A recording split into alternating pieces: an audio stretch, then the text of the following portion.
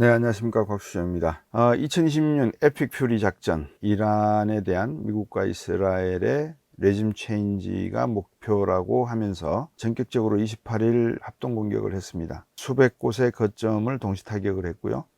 지도부 참수 작전을 통해서 하메네이 최고 지도자와 핵심 보좌관들, 그리고 주요 국가 안보 관련 고위직들을 사망에 이르게 했습니다. 그리고 이라크 전쟁 이후 최대 규모의 군사력 배치가 지속되고 있고요. 여러분 아시다시피 2개의 항공모함 그리고 수많은 항공기가 지금 호르무즈 해협에서 군사작전 중에 있다는 점 잘 알고 계실 것 같습니다. 2016년 에픽 퓨리 작전이라고 하는 것은 어떻게 보면 이란에 대한 대변화와 중동의 향방의 미래에 대한 미국 나름대로의 설계 도면을 가지고 이스라엘과 함께 뛰어든 대규모 합동작전이다라고 정의를 할 수 있을 것 같습니다. 이란은 리비아가 아닐 것이고요. 이란은 이라크와도 다를 것이고 베네수엘라와는 전혀 다를 것이고, 그럼에도 불구하고 트럼프 대통령이 과거에 2기 임기에 들어서서 자기가 거두었던 다양한 성공의 성과를 가지고 충분히 이스라엘과 함께 이란의 변화를 일으킬 수 있다.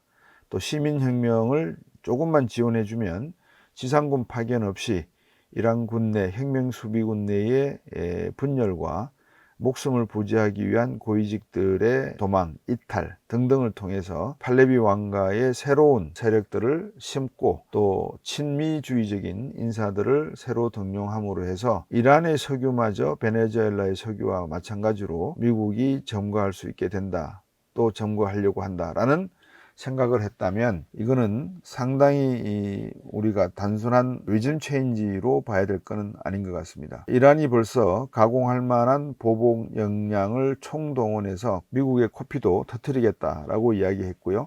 하고 있고요. 복수도 이야기하고 있고요. 판도라 상자가 열리게 되면 중동 정세가 어떤 방향으로 튈지에 대해서는 아무도 지금 정확하게 예측할 수가 없는 상황입니다. 문제는 포스트 하메네이의 상황이 불확실하기 때문에 지금 이러한 어정쩡한 상황이 이루어지고 있는 것이지, 만약에 포스트 하메네이의 구조가 결정이 되고 혁명수비대의 통제가 강화된다면 장기적인 내전이 오히려 축소가 될 수도 있고, 아니면 이란 내 소수민족들의 반란이 일어나서 오히려 더 불안한 내전 상태가 일어날 수도 있는 그러한 모습이 2026년 2월 28일 날 실시된 에픽 퓨리의 공격 목표고 미국의 의도고 결과가 아닐지 그렇게 예상할 수 있겠습니다. 물론 저희들이 미국과 이스라엘의 합동 군사작전의 결과를 트럼프 대통령이 레짐 체인지다라고 이야기를 목표로 삼았다고 이야기하지만 바로 그 다음날 말이 바뀌었거든요. 어떻게 바뀌었냐면 이란의 새 지도부가 나온다면 세계의 레드라인에 대해서 얼마든지 다시 협상할 수 있는 길은 열려있다라는 이야기를 했습니다. 세계의 핵심 레드라인이 뭐냐? 시위대 살해 금지해라. 두 번째, 우라늄 농축 농도와 시설 유지에 대한 금지 조항을 제대로 지켜라. 그리고 세 번째는 미사일과 대리 세력들의 무기화. 대리 세력이라고 하는 것은 예멘의 후티, 레바논의 헤즈볼라, 이 세력들의 무기화를 금지시켜라는 요구 조건입니다. 이 중에서 제일 받아들이기 힘든 게 두 번째죠. 받아들일 수도 없고, 그것은 결국 미국 앞에 모든 것을 내주는 것밖에 안 되기 때문에 제가 볼 때는 트럼프 대통령의 요구 조건으로 다시 협상이 이루어진다 하더라도 이란 정권의 교체라고 하는 그 목적은 계속 가져갈 것이다. 왜 그럴까 한번 생각을 해보니까 제 나름대로의 생각입니다. 러시아와 중국에 던지는 메시지도 있고요. 미국 내정에 던지는 메시지도 있을 것이고, 그리고 중동 지역 국가들에게 던지는 메시지도 있는데 그 중에서 제일 강력한 메시지가 뭘까라고 고민해 보니까 중국에 던지는 메시지가 제일 셀 것 같습니다. 이란산 석유가 전체 중국 석유 수입량의 7, 80%는 되는 걸로 알고 있거든요. 호르무즈를 통해서 들어가는 것만 해도 한 15% 정도가 해상으로 운반이 되는 걸로 알고 있습니다. 중국에게 또 다른 메시지를 보낸다, 가장 강력한 메시지를 보내는 게 있다라고 하면 뭘까? 휘뚜루 가지고 장난치지 마라 라는 메시지일 수도 있을 것 같고요. 지금 해상 물동량이 대거 우회를 하게 되면서 다시 한번 공급 사슬에 just in time이라고 하는 제조업 분야의 소재 부품 공급이 뒤처질 가능성이 있습니다. 트럼프 대통령으로서도 손실을 볼 수 있습니다. 왜냐하면 관세무역협정으로 관세를 15% 다 지금 부과를 시키고 있는데, 본인은 금리 떨어뜨리라고 하지만 유가가 배럴당 $100를 치게 되면 글쎄요, 금리를 떨어뜨릴 수가 있을까요? 인플레이션이 발생하는 것 같은데요. 그 다음에 달러화의 지위를 놓고 보면 오히려 더 강화되지 않겠습니까? 많은 국가들이 지정학적 리스크에 부딪히게 되면 가장 안전자산을 찾기 마련이거든요. 엔화는 지금 믿을 수 있는 통화가 더 이상 아닌 것 같습니다. 그러다 보니까 엔화에 대한 믿음보다도 아무런 역할을 하지 않는 파운드나 유로화에 대한 믿음보다도 결국 미국이 세계 패권국이라고 하는 것을 인지한 이상 기축통화인 달러화에 대한 수요는 상당히 커져갈 것이다. 그러면 약달러가 아니고 강달러로 갈 가능성이 높죠. 그러면 우리나라 역시 환율이 1440원이 아니라 1460원, 70원으로 다시 올라갈 가능성이 있습니다. 정부 쪽에서 우리 교민들의 안전 그리고 다양한 어떤 물가 정책에 대해서 TF를 만들어서 컨틴전시 플랜을 운영하신다고 뉴스에 나오는 것 같은데 늦었죠. 이런 것들은 벌써 한 달 전, 두 달 전에 선물 시장이라든지 다양한 옵션 시장에서 우리가 가동할 수 있는 모든 컨틴전시 플랜을 동원해서 한 달 또는 두 달 동안에 비축할 물량을 선물과 옵션 시장 등등에서 구매를 하든지 장기 계약으로 전환을 시켜놨어야 되고, 한국은행 같은 경우에서는 금자산에 대한 수요 증가와 달러에 대한 비축 더욱더 강화시켰어야 되고, 연기금 쪽에서도 채권 시장에 대한 관심이 있었어야 되는데 이제 와서 발등에 불 떨어지니까 교민 안전과 국가 경제의 기본을 철저하게 관리해야 된다라는 소위 언론용 메시지가 흘러나오는 것 같습니다. 2026년의 주요 이슈 중에서 에스컬레이트 될 수 있는 지정학적 리스크에 이란이 있었다는 것, 그 내용을 몰랐다면 대한민국 안보라든지 외교 분야에 일하고 있는 많은 분들의 역량에 대한 의심과 지적을 하지 않을 수가 없다는 것, 제가 한번 언급을 해야 될 것 같습니다. 자, 이제 돌아올 수 없는 강을 건너버렸죠. 일단은 한 국가를 그리고 국가의 지도자와 많은 고위 간부들을 살상했다고 하는 것은 목표에 대한 명확한 성취를 지향한다는 메시지를 보낸 것 같습니다. 지난해 12월과 1월 사이에 수만 명의 시위대가 학살당하고 이란 내 국내 시위가 폭발하는 것을 보고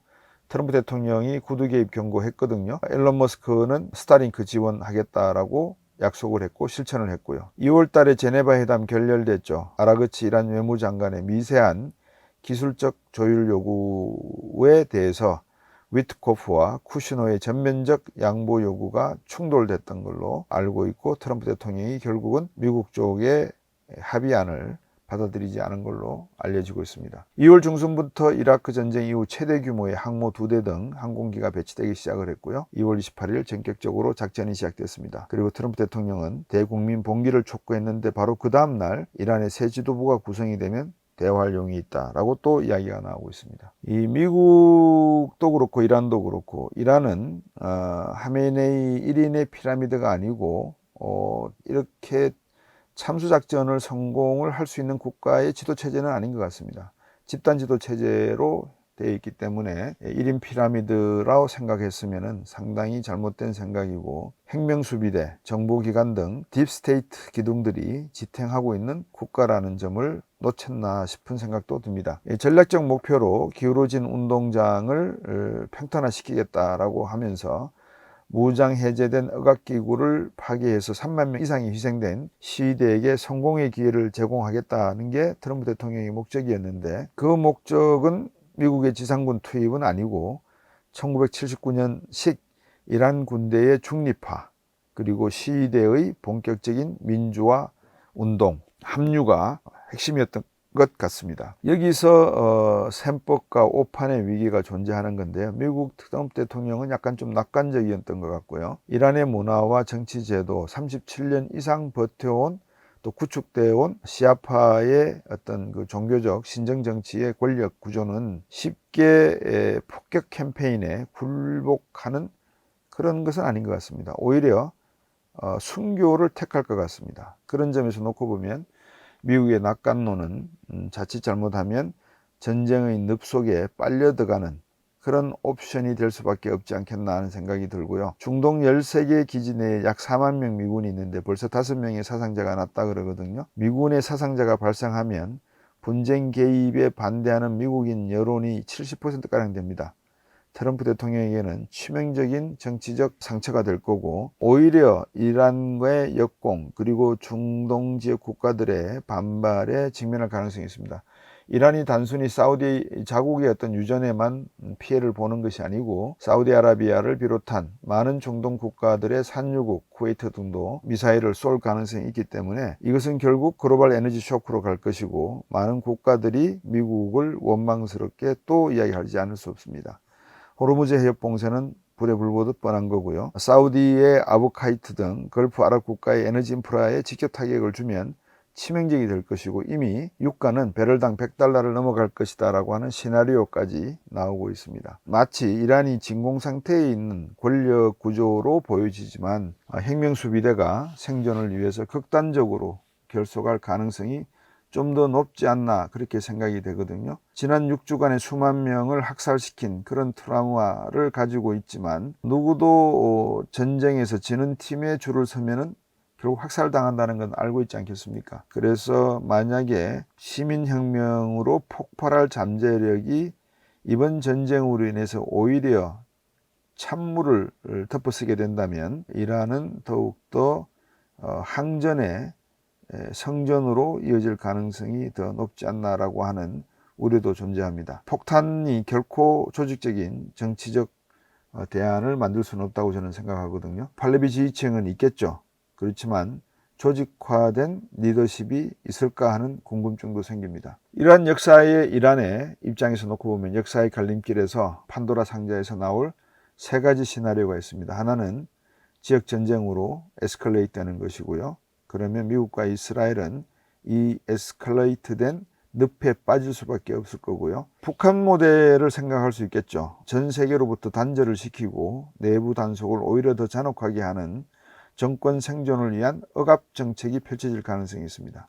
당분간 대외적인 어떤 투쟁은 좀 지양을 하겠죠. 체제 유지를 위한 극단적 내부 통제와 외부와의 고립 및 인권 유린이 더 심화될 수 있다는 게 두 번째 시나리오고요. 세 번째 시나리오는 군부 이탈과 붕괴가 이어지면서 민주주의의 새 아침이 밝아오는 시나리오입니다. 가장 미국과 이스라엘이 바라는 시나리오겠죠. 미국은 이란의 석유를 미국 기업들이 가져갈 수 있도록 유도를 할 것이고, 또 그렇게 되면 중국에게는 가장 강력한 메시지를 보내면서 앞으로 휘토류 가지고 장난치지 마라라고 할 수도 있는 메시지고, 대만에 대한 딴 생각을 품지 못하게 하는 걸 수도 있고, 북한 김정은에게는 또 다른 메시지를 던지는 것도 될 수 있고, 아마 북한과 미국 트럼프 대통령 간의 회담이 올해 안에 일어날 수 있는 단초가 되지 않겠나 하는 생각도 듭니다. 자, 이런 내용들이 이제 앞으로 조금씩 시나리오별로 전개가 될 것이고, 그 결과가 구체적으로 자산과 증시, 금, 은 가격, 환율, 달러의 강세와 약세, 채권의 금리 가격 등등으로 나타날 가능성이 높다고 판단이 됩니다. 이란에 대한 합동 군사 작전으로 인해서 에픽 퓨리로 인해 가지고 결국 자산과 에너지 시장 그리고 주요 제조업의 공급 사슬, 이 분야의 지경학적인 파급 효과가 대대적으로 미칠 수밖에 없고, 이 점을 어떻게 해결할 것인가가 향후 세계 경제가 가지고 있는 하나의 숙제가 아닐까 보여집니다. 문제는 단기간으로 끝날 것인가 아니면 장기간으로 지속될 가능성이 있는가의 문제인데, 미국과 이스라엘만이 합동작전으로 들어갔다는 점은 결국 군사작전에 필요한 자본, 비용의 조달 문제에 있어서 미국이 무한정 부담을 자비 부담으로 할 가능성도 작다는 점은 장기적 전쟁보다 단기적 전쟁, 길어야 한 달,